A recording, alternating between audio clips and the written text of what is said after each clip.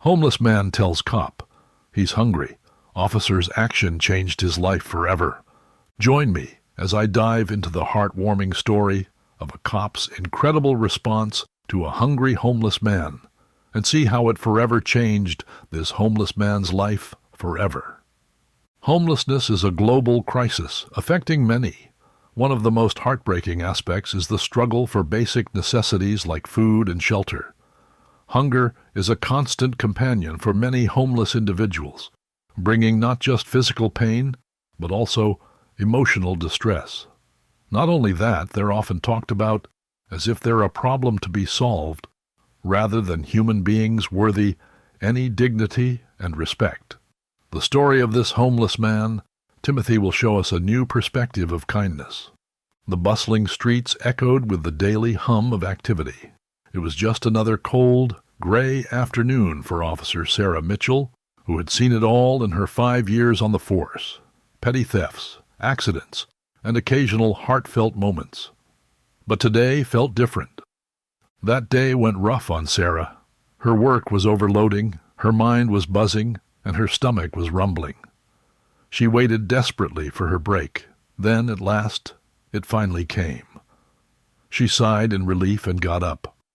As she walked past the convenience store, a disheveled man sitting on the curb caught her eye. Sarah, lost in her thoughts, caught a glance of his face, and then kept looking. His face was weathered, his clothes layered and frayed, his hair long and untidy, and he looked desperate. Those eyes, though, it was in those eyes that Sarah could not look away. She hesitated, then took a few steps toward him. "Hey," she said softly, crouching down to meet his tired gaze. "Is everything all right?" The man looked up, his eyes filled with embarrassment and longing. He hesitated, then spoke. "I'm just hungry, officer. I haven't eaten in days." Those words caught Sarah unexpectedly, and that tone broke her heart. Sarah had dealt with plenty of requests for money and handouts, but something about this man's quiet plea shook something in her. Those days of hunger would have been quite hard on the young man. However, it wasn't just desperation. It was something deeper, something broken. Without a word, she nodded and stood up, gesturing for him to follow her. "Come on," she said, her tone firm yet gentle. "Let's grab a bite." The man, whose name she learned was Timothy, followed her to a nearby diner. It wasn't much, just a small, hole-in-the-wall place she liked to grab a quick coffee between shifts, but the food was good, and the owner, Joe, didn't ask too many questions. However, Joe did not hesitate to eye her and the man before her after waving her good morning. The other people, too, were curious as to what this was about. Ignoring everyone around them, they sat down at a booth. Sarah ordered 2 plates of eggs, bacon, and toast for the man. She chose a cup of coffee and just a sandwich for herself, as if her hunger had disappeared after seeing him, replaced by feelings of pity and concern. "Thanks," Timothy mumbled after the food arrived, barely able to get the words out before digging in. "No problem," Sarah replied, watching him eat as she sipped her coffee.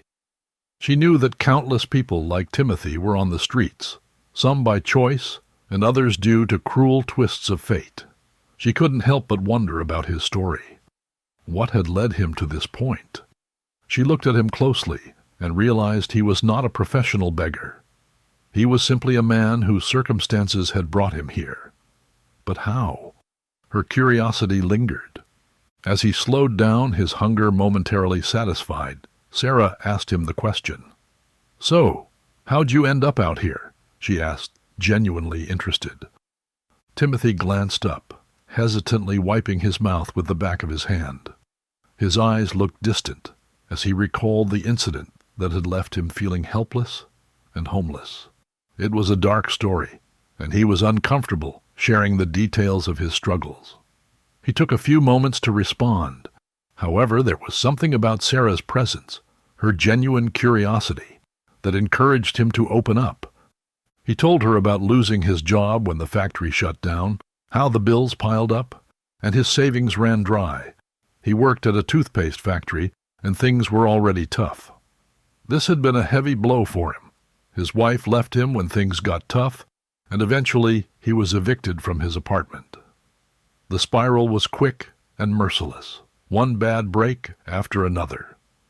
He had tried finding work, but no one wanted to hire a man who hadn't showered in days and had no address. Now he had no choice but to sit at the edge of the road and think about his miserable life. Sarah listened closely, not interrupting, as Timothy explained his life's unraveling. She realized it could happen to anyone. One bad turn, one bit of bad luck, and suddenly the world you knew was out of reach. She knew this too. A helping hand, a ray of sunshine, was enough to bring a person back to life. After listening to the story, she couldn't leave it there. As Timothy finished, Sarah stood up abruptly, startling him. "Come, we're not done yet." "Where are we going?" Timothy asked, puzzled and somewhat alarmed. "You'll see," she said, her face betraying nothing. She paid for their meal and led him outside, where her squad car was parked nearby. Timothy looked uncertain, but she waved him over. "Get in," she said with a smirk. "You're not under arrest. Don't worry." Her sense of humor had not even left her in such a situation. Still, Timothy was just eyeing everything cautiously, wondering if he had done anything wrong. Timothy slid into the passenger seat, still confused but with a growing sense of curiosity. As they drove, Sarah made a quick call on her radio about being on a personal break. They soon arrived at a small barber shop. "All right," she said, getting out of the car. "Next stop, a fresh start." Timothy looked at the barber shop, then back at Sarah, unsure whether to laugh or protest. "A haircut?" he asked, scratching his head. "Trust me," she said. "You'll feel better." Timothy didn't argue.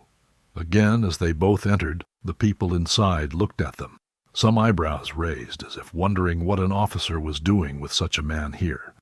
Then, inside, the barber, an old friend of Sarah's, welcomed them with a nod and keen eye, and before long Timothy was in the chair, his scraggly hair and beard falling away with each snip.